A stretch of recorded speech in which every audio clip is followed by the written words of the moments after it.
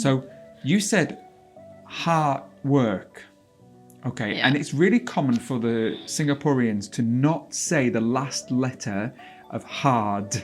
The sound d needs to be pronounced. So hard work. Hard work. If you did it normally, you say hard work.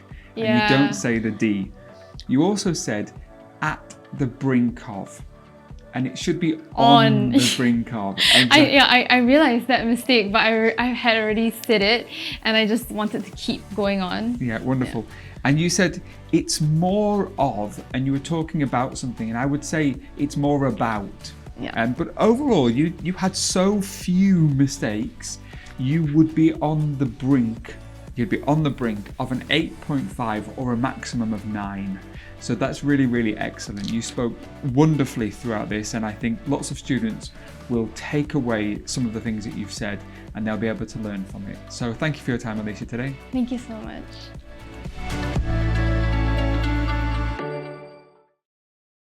Hello and welcome to this mock exam session. I'm so happy to have you back. Today we have the wonderful student Elisha. She's from Singapore and she has a couple of areas where she could improve.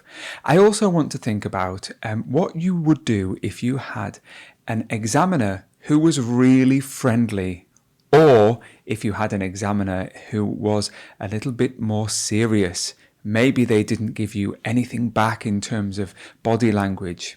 We hear from students all the time that some examiners are really friendly and some examiners are a little bit miserable. They don't smile, they don't give you anything back. So be prepared for both. Are you ready to begin this video? Come on, let's go. Hello and welcome to this practice exam conducted by IELTS Daily. My name is Maddie and I'm your practice examiner. The questions in this test are designed to simulate the IELTS speaking test. Let's start. What's your first name, please? All right, I'm just going to stop there because this is quite important. In one of our previous videos, which you can see, that's Saskia, and lots of you were giving feedback on our YouTube channel that the examiner was really friendly. Now, for some of you, that's really surprising because in your country, maybe your examiner is quite serious. Maybe they don't have any emotions on their face. It really depends on the examiner and it depends on the day. So if you have a friendly examiner like Maddie, that's normal. Also, if you have a serious examiner, don't be put off. Just keep talking as though you're talking to a friend. So in this case, we have Maddie. She's really friendly. She smiles and she nods along, which is really helpful. It's more like a real conversation. I really wish all examiners did that. My first name is Elisha. Thanks, Elisha. At the beginning of the IELTS test, you will be required to provide some ID, but as this is a practice test, we don't need to do that today. I want to begin by talking about you. Do you work or do you study? I'm currently studying right now. I'm studying in the University of Melbourne and I'm majoring in psychology. Do you enjoy what you study? Yes, I do enjoy it. And I've always had this fascination about psychology and about understanding people and learning about the different theories and how the brain works and how you can apply that to reality and how you can communicate and understand people better. Do you want to study more in the future? Yes, I'm actually thinking of doing a master's. I'm a bit unsure whether I want to go into the business side, so I might study consumer behavior, so you learn about people and how they react to different things in the world. So when you're trying to sell a product, you got to understand the consumers and what they like and what they don't like. So I'm a bit confused, or I might actually pursue clinical psychology, so doing an honors in psychology so that I can become a psychologist. Okay, I'm just going to stop here and talk a little bit about pronunciation. Now, clearly Elisha spoke at length. She didn't stop speaking and spoke really, really well. Lots of complexity in her grammar, but I want to focus on pronunciation because there's a feature of her pronunciation called the glottal stop. The glottal stop. Now, for those people who know about anatomy and physiology, the epiglottis is the flap which moves when you want to speak or if you want to eat. And it stops the air from going into your lungs, and it allows air to go into your lungs. Opens and closes. Now, in speech, there is the glottal stop. And the glottal stop is used really commonly with native speakers. Look at the sentence below and notice how I pronounce it. What time? What time? Did you notice that I didn't say what time? So what, the air continues what, and it finishes here because you can hear the t, what time. But I don't say that, I actually say what time. And you notice that the air comes up, what stops at the epiglottis and does not continue. And this is a feature called the glottal stop. And Elisha used it a couple of times. She said about, instead of about. And it really is a feature that native speakers use. And in order for you to reach higher levels of pronunciation score in the IELTS speaking test, you need to be thinking about these types of techniques. They don't come naturally. You have to practice and you have to listen to native speakers. It's a really useful feature for you to think about. So yeah, currently deciding whether I want to pursue a master's in consumer behavior or I want to continue doing honors in psychology. Did you also notice that in this part of the speech, Elisha says, I wanna. Now, I had this question from our other videos. Students are not allowed to contract speech, or they're not allowed to use slang. Well, first of all, wanna is not really slang. Wanna is just contracted speech. I want to, I wanna. And it is absolutely normal for you to use that during the IELTS speaking test. You have to speak naturally. So for those people who are a little bit dubious, or if you're doubting this, really, it's important that you use natural contracted speech. Don't use it in writing though. Let's continue. Okay, let's move on to the topic of picnics. Do you enjoy going for a picnic? Yes, I think it's actually a really fun activity to do with your friends or your families. And I've just recently had a picnic with my friends, and we went to the beach to have the picnic, and I thought it was really fun because given the circumstances of 2020 with the whole COVID situation, I feel like the first thing that I want to do is just to have quality time with my friends and family after not being able to physically see them. Mm-hmm. So I thought like having a picnic is a really good time to actually talk to people again and reconnect instead of just using your phone or like just playing video games or watching like Netflix or something. So I do enjoy having picnics, especially like when you're outside, you can really just like take it all in and enjoy the scenery, and it's just a more chill vibe than just going to a restaurant, and it's more personal for me. I heard Elisha say, after not be able to. After not be able to. I don't quite think I heard after not being able to. And that's the correct form. After not being able to. So after plus ing. I heard after not be able to. But she did have some really good complexity within her grammar.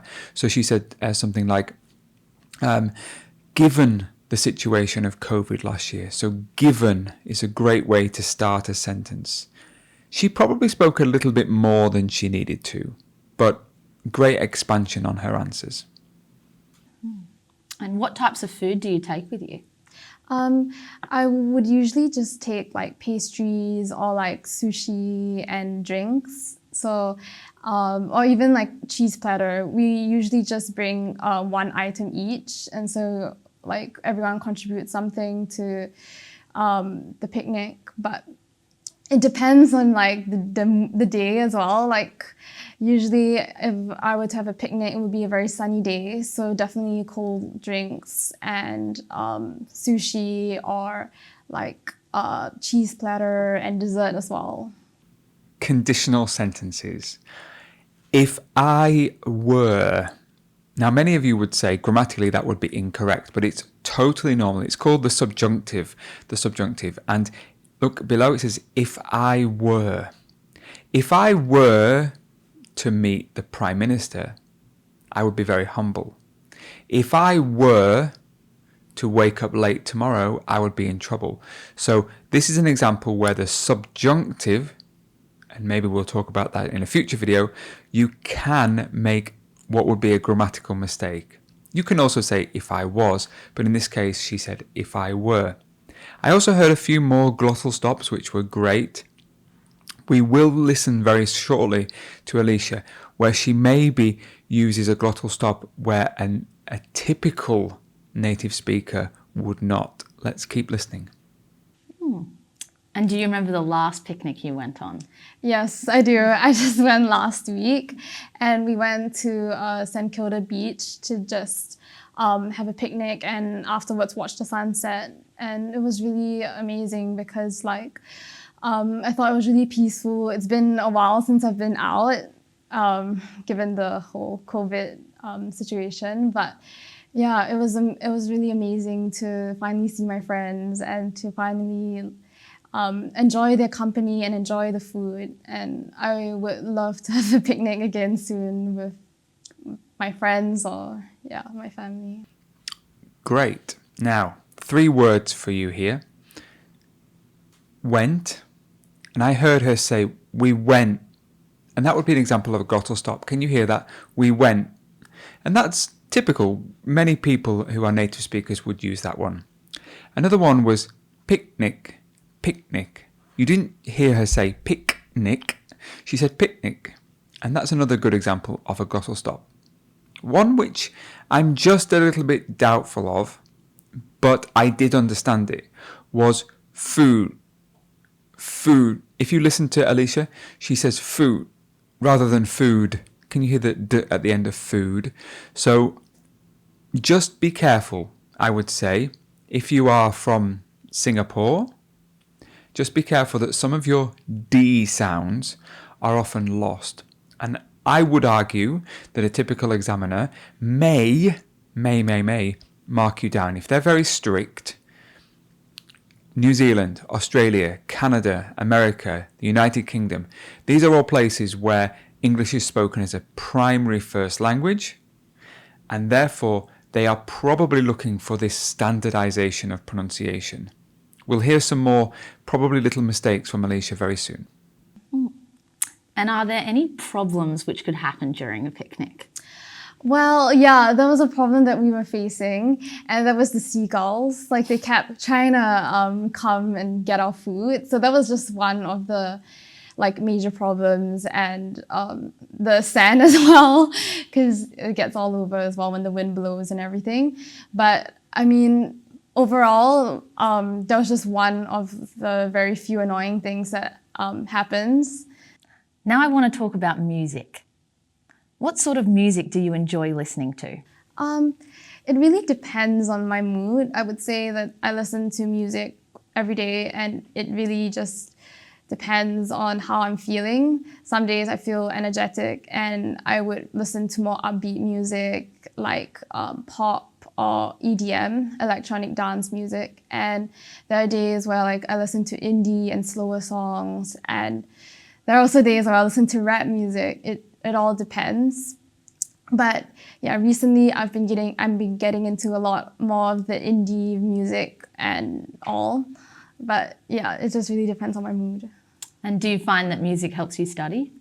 Yes, I actually listen to music a lot when I'm studying, and I think it's very different. It really depends on the person. So I know one of my friends, they can't listen to music at all and just have to shut everything out. But I personally have to listen to music. So yeah, and the music that I listen to, I would say not a lot of people listen to as well. Like I would listen to actually like EDM music. So a lot of people find it extremely hard to concentrate, but I feel like actually it stimulates my brain more and it gets me more hyped up and happier to actually continue studying. It like motivates me. But yeah, I have other friends that listen to music while studying and they tend to listen to classical music, which I understand it actually, well, there's a lot of scientific evidence that show that classical music actually helps you like study and get concentrated as well. Okay, two things I want to talk about here. The first one is collocation. Collocation is when you fit two words together naturally. A great example would be, it gets me hyped up. It gets me hyped up. To be hyped up means to get me energized. The problem that I saw in this particular section of speech is that she repeated the same term a few times. I probably heard it 4 times, and she said, it depends on my mood, it depends on how I'm feeling. Just be careful that you do need to use a variety of different terms and phrases. Try not to repeat the same thing again and again. Are there any types of music you don't enjoy? I personally don't really enjoy country music, but it really just depends on the person and the background that you grew up in. Because I didn't grow up listening to a lot of country, but I know that there are people that enjoy country music that come from the countryside or different countries. They really just focus. Like in America, they are quite heavy in certain states that they're quite heavy with country music. And yeah, but I grew up in an environment where it was just mostly what my friends were listening to, which was mostly pop or rap music. People my age usually listen to pop and rap and indie as well. Okie dokie. We just talked about collocation and we talked about hyped up. In this case, she says, they are quite heavy with. This for me would be an example of probably an incorrect collocation. We wouldn't hear that normally. Somebody's quite heavily into something, so people are very heavily into something, but we wouldn't normally say they are very heavy with something, particularly with music. And do you enjoy listening to live music? I personally don't really prefer listening to it live, only because sometimes when you're watching it live in like going to concerts and stuff, it tends to get a bit crowded, and sometimes like I can't even hear anything because there's just people around me screaming. But it really depends. If the concert was held in a smaller venue and it was more personal, and I would prefer that. But if it was held in a stadium, which I've been to, it was really chaotic in the sense that I couldn't see anything and I couldn't hear anybody. Like I couldn't hear like the actual singer. Like I went to a Taylor Swift concert, I went to Justin Bieber, and I could not even hear them like properly because there were just like people around me just screaming constantly. Fantastic. Did you notice here, and this is a really great tip for you guys, just talk as though you're talking to a friend. She spoke really naturally to the examiner and told a story about going to a concert. She explained why she didn't particularly like this concert, but talked about why she would prefer another concert. Really great. But I think, yeah, again, it really depends on the personality and what interests you. Here we go again. It depends, it depends, it depends. I've probably heard that phrase now 6 or 7 times in the past 2 or 3 minutes. I'm going to give you a topic and I'd like you to talk about it for 1 to 2 minutes. Before you talk, you'll have 1 minute to think about what you're going to say, and you can make notes if you wish. Here is a paper and pencil for you to make notes. And here is your topic. Let's have a quick brainstorm about this particular topic. Describe a prize you've received. Now, maybe you have or haven't received a prize. If you have, great. Talk about it as much as possible. Where were you? What did you receive? Why did you receive it? How did you feel when you received it? Talk about whether you still use that prize now.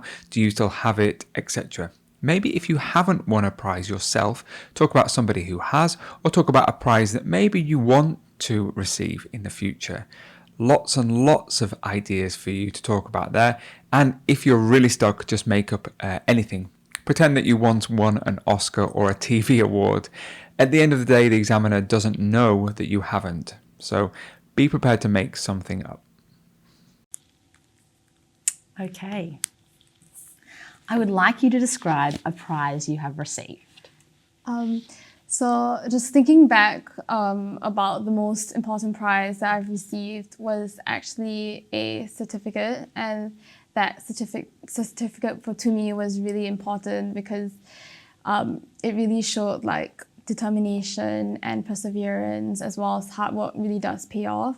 So I received this prize when I was in high school, and it was after my major exams. It's IGCSE, so it was like high school exam, and I received this prize for being one of the top students in physics and chemistry. And to me, that was really like, for me, I was really happy when I received it, because at the start of the school year, I was just not doing well for physics and chemistry, and I was at the brink of failing the subject.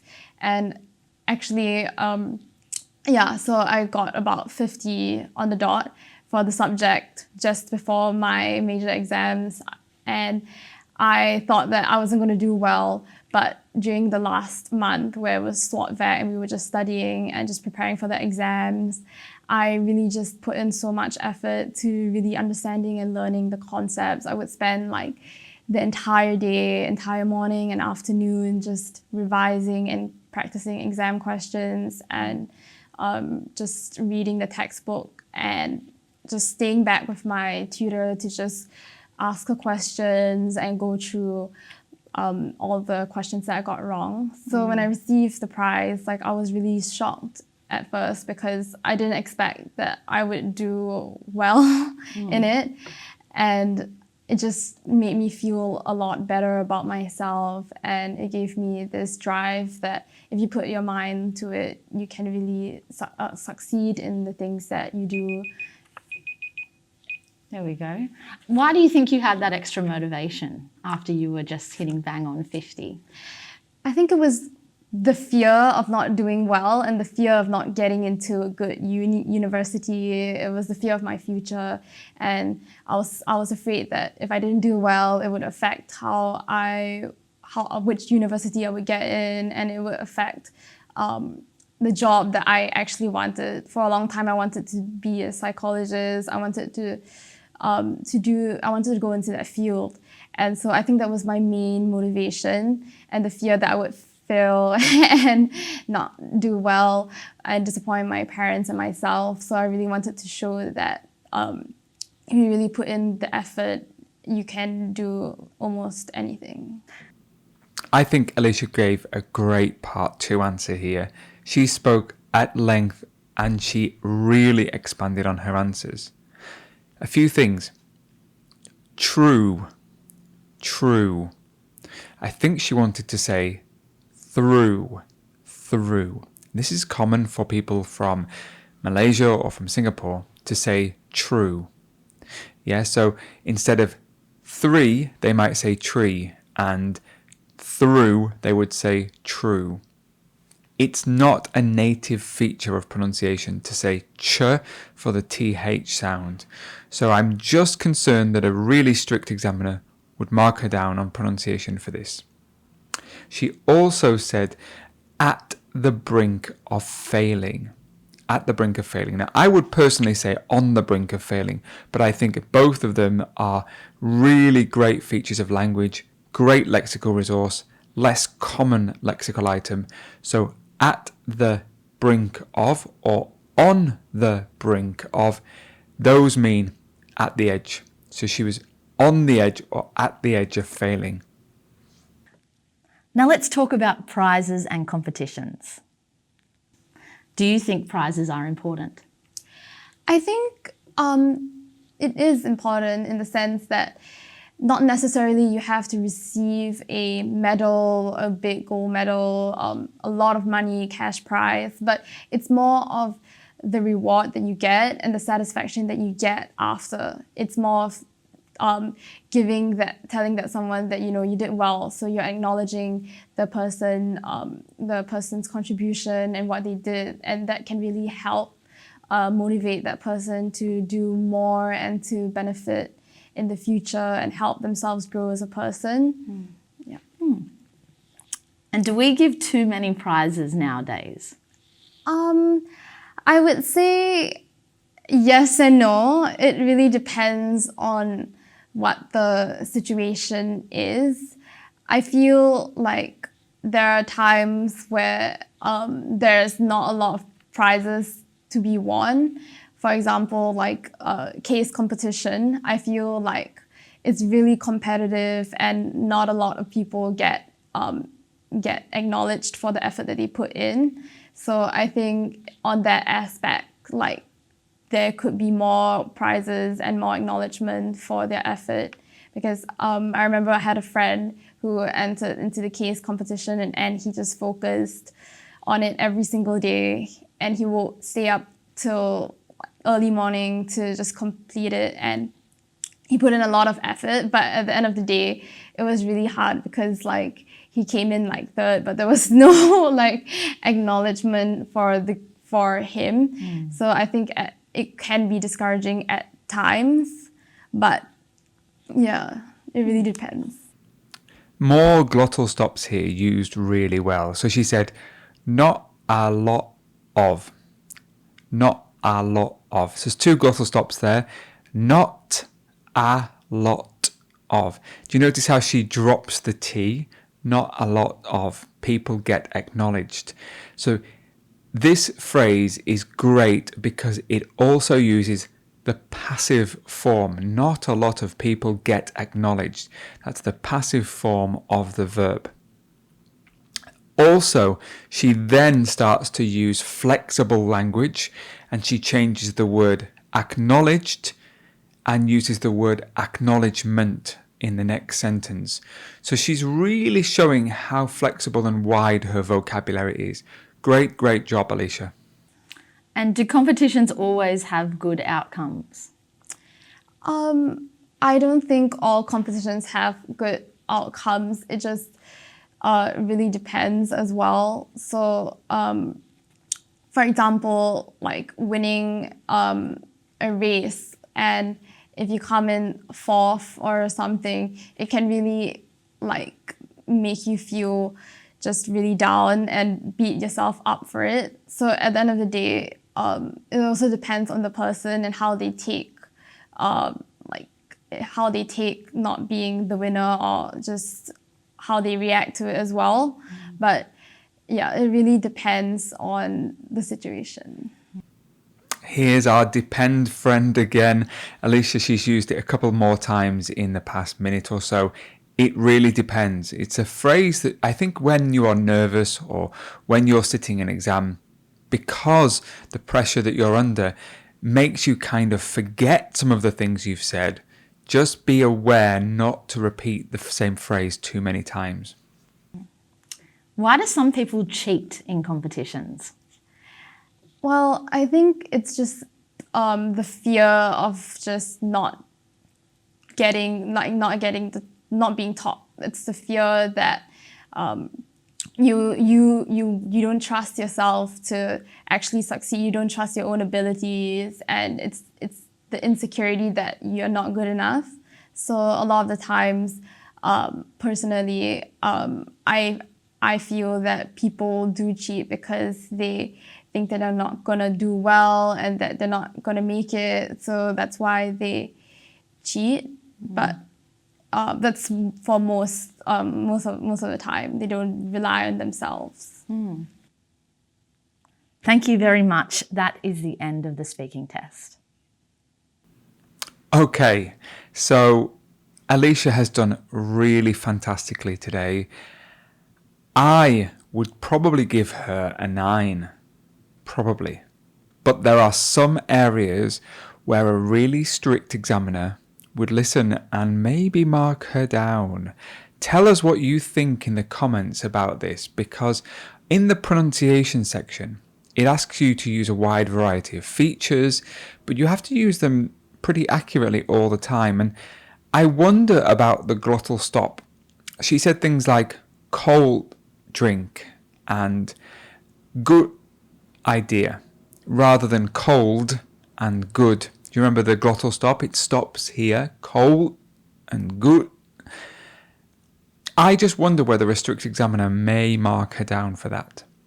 I also worry that the repetition that she used, it depends, could also be an area where they mark her down. So as a result, I'm going to be looking on this, I'm going to be erring on the side of caution. I'm going to be cautious, and I'm going to score her 9 for fluency and coherence. She spoke really well. I'm going to score her 9 for grammatical range and accuracy. She used lots of different features and she was grammatically pretty correct the whole time. Great job. I'm going to score her 9 for lexical resource because the level of her language was wonderful. She did repeat some ideas a few times, so 9 for that one. But I'm going to go down to an 8 for pronunciation because of this glottal stop error. Some of you will say, yes, but she spoke most of the time was really understandable. I'm just looking at it from the point of view of a really strict examiner. So overall, 9, 9, 9, 8 would be an 8.5 overall. Because remember, 0.75 and 0.25 marks are rounded down. Do we think that's fair? I don't think that's fair, but that's what happens in the IELTS test. So today we talked about how to prepare for an examiner who maybe is a little bit more serious. Just talk to them like you're talking to a friend. We also talked about the idea of the glottal stop. Try to incorporate the glottal stop into some of your speech. Keep practicing and listen to the native speakers on how they use it in their speech too. Thanks for joining. It's been a wonderful session today. I hope you come back. We have lots more of our videos. You'll see them on the screen now. Come and watch the mock exam videos. I really hope they are useful for you and that you are able to learn something on how to reach a high level score. Bye for now.